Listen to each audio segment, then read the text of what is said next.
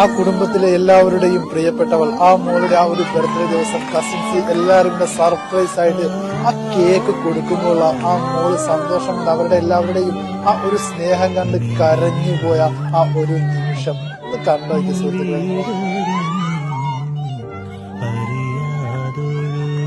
ആ മോളെ താഴത്തും തലയിലും വെക്കാതെ പൊന്നു പോലെയാണ് സ്നേഹിക്കുന്നതെന്ന് കാണുമ്പോ തന്നെ അറിയാട്ടാ. എല്ലാവരുടെയും ആ ഒരു സ്നേഹം കാണുമ്പോ തന്നെ അറിയാം.